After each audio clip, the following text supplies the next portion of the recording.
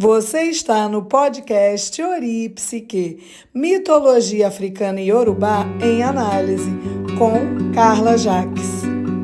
Exu matou um pássaro ontem com uma pedra que só jogou hoje. O que esse provérbio Yorubá pode nos trazer? Eu pergunto a você, reflita, o que você acha que significa? Algo aconteceu ontem sobre perspectiva do hoje. Quebra totalmente com a nossa forma de olhar para o tempo. Traz a perspectiva de diálogo, de mobilidade temporal. Traz a perspectiva de um tempo espiral, um tempo espiralar, como diz Leda. Esse tempo cíclico nos remete também ao tempo do inconsciente. No inconsciente não existe presente, passado e futuro. E a maioria das nossas ações, você sabe disso, que está aí me ouvindo, são movidas por esse inconsciente. Então, a ação que eu faço hoje, eu, Carla, consciente, que sou um tipo pensamento extrovertido, dominante, ela é movida pela minha função inferior, que a inferioridade também, né, é uma das portas, a função de inferior é uma das portas de entrada do inconsciente, já nos dizia von Franz. Então, vejam, então, é o meu sentimento introvertido inconsciente que fala sobre também a minha ação. Então, na nossa psique, não há função estanque, não há uma separação, né? As coisas estão aí, acontecendo, no aqui e agora. E esse olhar para o inconsciente, por essa possibilidade de movimentação e de algo que aconteça hoje, refletir no passado, faz inclusive parte do processo de análise. A gente vê que não existe essa cisão nos sonhos, não é mesmo? Outro dia eu sonhei, e muita gente sonha, que eu ainda estava na escola. Mas eu já tinha a idade que eu tenho, os relacionamentos que eu construí. Eu só não tinha me formado ainda no terceiro ano do ensino médio. E aí vinha a questão, mas eu já fiz faculdade, como que eu posso ainda estar aqui no ensino médio? E essa noção de tempo para o inconsciente, realmente, ela é outra. A gente fica totalmente misturado. Eu gostei de pensar sobre a não linearidade do tempo com esse provérbio. Mas, para além desse provérbio, eu gostaria de falar um pouquinho também sobre o que mais simboliza Exu. Né? Porque existem, na cultura de massa, existem muitas informações, muitos mistérios sobre essa figura. E no sentido que a gente conversou sobre outras figuras e outros orixás, como que a gente entende Exu para a nossa psique? O que a gente pode trazer? Como que a gente pode traçar essa conversa? Ananda, Exu tem a ver com comunicação, você sabe disso. E quando a gente fala de comunicação, a gente também fala de encruzilhada. Né? Essa relação de Exu com a encruzilhada tem conexão com a possibilidade de, se você pensar num caminho, uma encruzilhada que tem aqui uma abertura na frente, uma atrás e uma dos lados, né? Formando aí essa possibilidade. Você fala do quê? De comunicação. Eu posso tanto ir para cá, para lá, eu posso fazer aí diversos caminhos. Né? Então, ele fala sobre a abertura, sobre o movimento, sobre essa circularidade também e sobre transitar nos territórios, tanto físicos quanto territórios da mente, quanto os seus territórios internos, quanto fazer sua comunicação interna, assim como a sua comunicação com o outro, assim como a comunicação que estamos fazendo aqui. Então, as comunicações nas redes sociais têm essa relação simbólica com Exu. É ele que faz a comunicação, ele que possibilita, né, olhando essa mitologia, estarmos aqui nos comunicando, né, e isso chegando a encruzilhadas do mundo.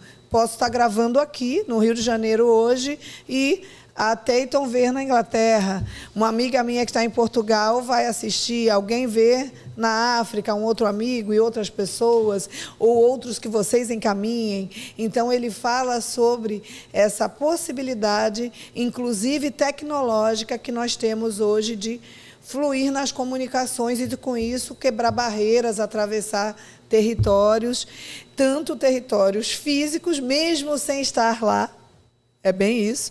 Assim como territórios mentais. Eu ouvi sobre uma cultura que eu não conheço. Outro dia eu estava vendo um vídeo sobre o Haiti. E eu lembro que eu tive um amigo e que queria me namorar, né? Me lembrei dele, Jean. Conheço essa história. Essa história é bonita. É bem interessante. E a gente conversava e tal. E ele era do Haiti. Então, ele falava francês, inglês e tal, e fazia doutorado em física no UFRJ. Jean-Marie.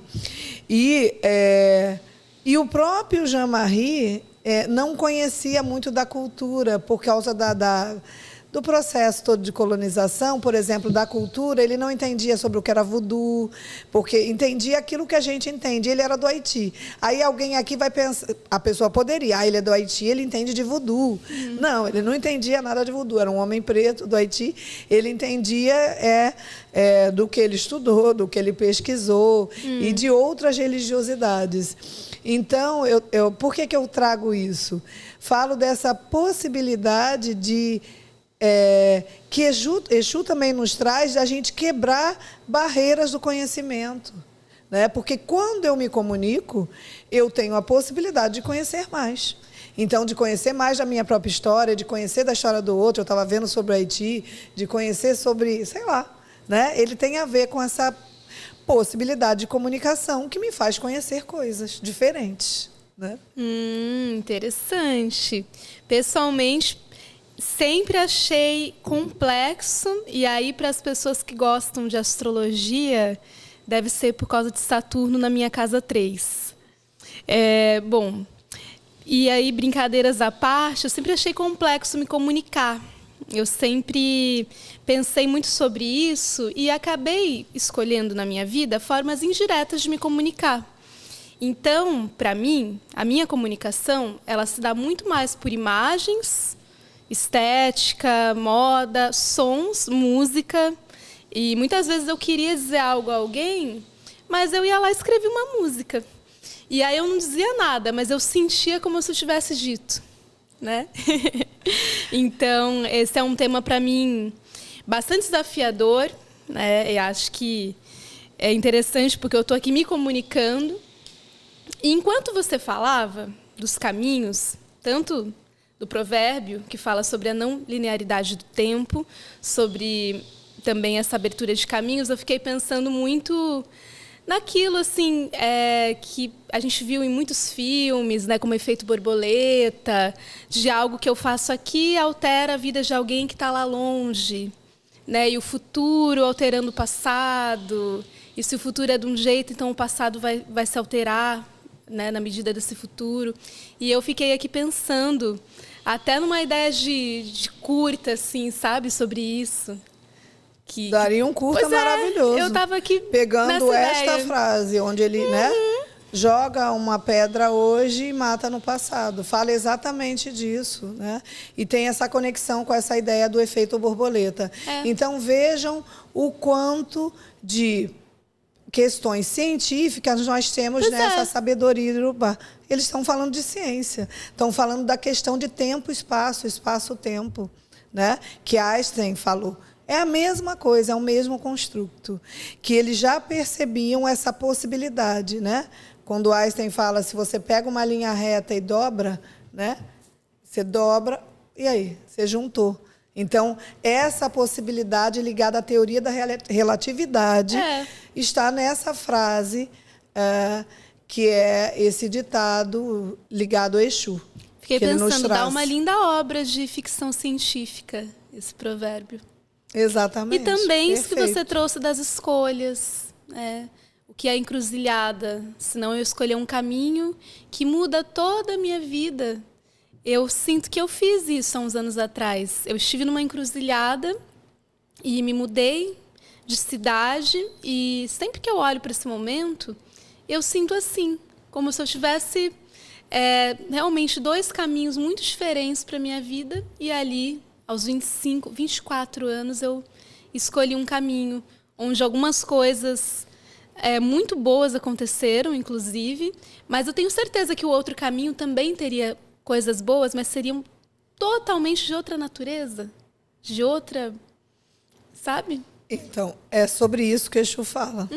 Essas encruzilhadas da vida. Se você virar à direita, né? Se você decide hoje, eu vou morar em tal local, vou morar fora do país, ou eu vou mudar de cidade, ou eu vou mudar de bairro. Já muda. Você vai encontrar uma outra pessoa num café, numa padaria. Você pode fazer uma outra conexão diferente da que você faria se você tivesse mudado para o bairro B. Você mudou para o bairro A. É isso. Então, ele fala sobre essa possibilidade de mobilidade que a vida tem, né? De escolher uma multiplicidade de coisas, só que se você escolheu uma, a outra ficou. Mas, ao mesmo tempo, agora eu me lembrei daquelas questões do multiverso. Né? Eu tô tem pensando muito a ver nisso. com o multiverso. Tem várias séries que falam sobre isso. Então, sobre isso, quem assistiu Exu também Dark nos ensina. A gente vai para a Alemanha do nada. Né? É isso mesmo. Mas tem muitos tem uma filmes, série que eu gosto muito, que é de uma mulher, ela é uma pesquisadora da física, mas eu nunca lembro o nome. Tem o filme Questão de Tempo. Esse é lindo, esse é um dos meus favoritos. E tem essa série dessa moça, que é uma pesquisadora, é muito bom. E aí ela faz várias possibilidades de ir para o multiverso. Eu vou cobrar, depois ela vai deixar nos comentários. Que eu não assisti essa, não, quero saber. Essa série é perfeita. E isso faz a gente pensar sobre as nossas possibilidades dentro do nosso tempo. Como nós lidamos com o nosso próprio tempo e com as nossas escolhas. A chave também é um dos símbolos relacionados, né? Existem outros. Por conta da questão da abertura, né? Da possibilidade de abrir caminhos, de abrir... Quando eu pego uma chave e giro, se eu tiver várias portas, vamos imaginar aqui. E lembrei da série que eu amo. Eu lembrei da série Originals, que tem até a ver, e onde tem uma cena onde Elijah, ele tem várias portas, que são portas da mente dele. Aquela série fala sobre tudo. E aí, se ele abre numa porta, cada uma tem uma cor. Aí tinha a porta vermelha, eu acho que era a vermelha que tinha o pior pesadelo dele. Se ele abria uma, mostrava uma parte da vida dele, estava tudo ao mesmo tempo acontecendo aqui agora. E aí ele tem que abrir aquela porta para ele sair e conseguir voltar a viver, porque ele estava num transe.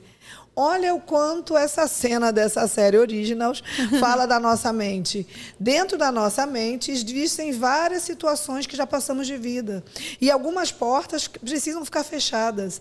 Então, de repente, nessa encruzilhada aqui, nesse lado da encruzilhada eu não vou mesmo, eu vou para outro. E tudo bem. Não vou me lamentar porque não fui para a esquerda, fui para a direita, ou sei lá. Né? Poderia ser interessante também, mas não sei. É isso. E aí, falando de Exu, infelizmente, me vem de falar, eu fico chateada, da demonização que se fez de Exu. Por que isso foi feito? Não vou aqui dar uma aula de história, até porque eu não sou de história, mas... Quando num processo de escravização, o que eles queriam? Eles queriam dominar aquelas pessoas. Para dominar, nada melhor do que dizer que elas não tinham alma, inventar histórias e formar essa crença. E de que olhar a cultura delas e achar que era tudo ruim. E de que tirar o conhecimento delas ou dizer que era inferior e que era mal. Então, quando chegam em África e vêm os totem, vêm algumas imagens ligadas a Exu, né,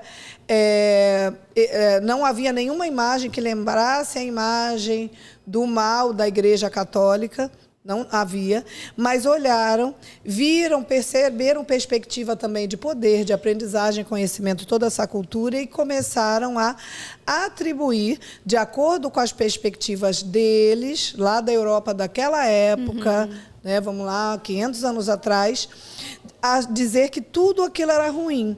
E, já que Exu traz movimento, mobilidade, possibilidades, eles não queriam que as pessoas da África, que vieram da África para serem escravizadas, pensassem em possibilidade de mudança.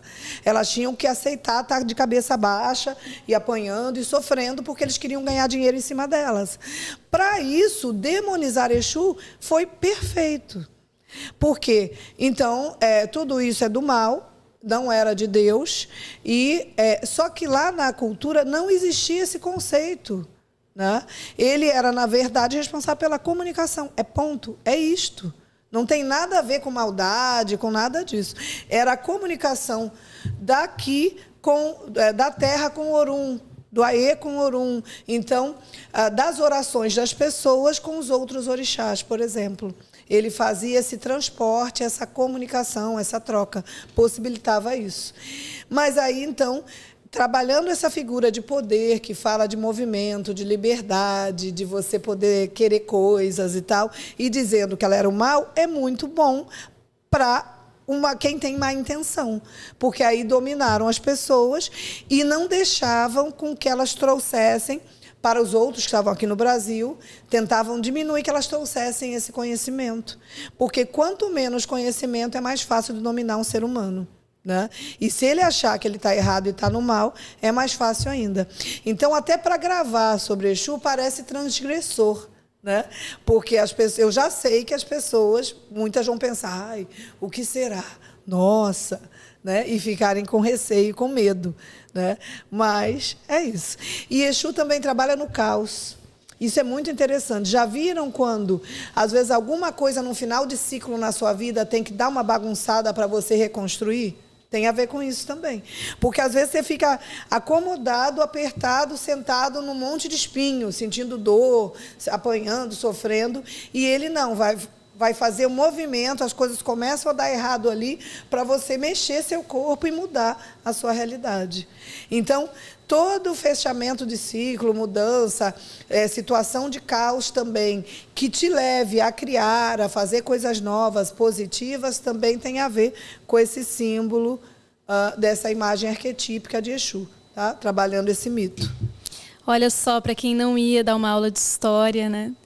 Verdade,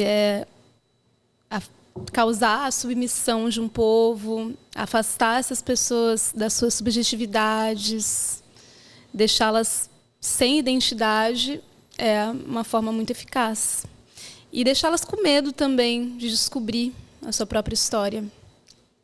Isso é perfeito para você plano... dominar um povo. Sim. Né? É um plano perverso. Né? E ainda dá a dizer que esse povo era sexualizado e tal, né? E sendo que quem eram os estupradores da época, os violentadores, eram os portugueses. Eles estupravam as pessoas, eles invadiam, dominavam. Então, eles que naquele momento estavam fazendo isso. Mas também não estou dizendo que em África todo mundo vivia em paz. Até porque em África eram vários povos, várias culturas, vários países, várias localizações. Então, as pessoas, como todo o resto da humanidade, inclusive a Europa, guerreavam. Né? Na Europa tinha guerra. Vai estudar lá como foi a unificação da Itália, como foi, não vou voltar nas aulas de história lá do meu colegial, como foi guerra. Então, a guerra, porque aí as pessoas falam, eles guerreavam entre si, os negros, como negros? Guerreavam entre os brancos guerreavam entre si, não eram brancos que estavam. Então, é até burro isso, sinceramente. Quando fala que o negro guerreava entre si e o branco não guerreava entre si, o viking não invadiu, né, a Inglaterra, eles não eram brancos, né? Um era branco mais louro, o outro era branco com cabelo assim, eram brancos, guerreavam entre si. É muito diferente. Isso também é da lógica também da expropriação e da diminuição da cultura do que veio de África e da nossa diáspora brasileira, porque muitos aqui vieram de África. Então, todos nós precisamos conhecer essas histórias. Assim como conhecemos a mitologia grega, as histórias de mitologia viking, histórias da Europa e outras, tal. É isso. É uma história para a gente conhecer. Perfeito. E a nossa intenção aqui, a sua ideia central é essa. E encontrar também como essas histórias fazem sentido para a gente, né, no nosso cotidiano. Faz muito sentido. Eu estou aqui ainda nos meus caminhos. Mas e você? Você teria uma encruzilhada que você gostaria de trazer? Já trazendo para o final, já vamos fechar. E eu quero saber das pessoas também. Eu tive várias encruzilhadas. Me lembrei de uma agora. Quando eu fazia faculdade, eu consegui. Fui conversar com o Ressauer no Instituto Deutsche. E lá, nesse instituto, ele me conseguiu uma bolsa para estudar mestrado em Psicologia Social na Alemanha. E aí eu fiquei entre ir para a Alemanha ou ficar no Brasil mesmo. E optei e fiquei no Brasil. Fui fazer minhas coisas por aqui e também não foi ruim. Mas se eu tivesse ido para a Alemanha, era tudo diferente. Aonde a Nanda nasceria? Peraí, eu nasceria? Aí é dark. Mas deixa aqui nos comentários uma história de uma escolha que você fez e que você olha para trás e fala, olha, mudou tudo, seria tudo completamente diferente. Vamos pensar um pouquinho sobre isso? Fechamos com esse pensamento.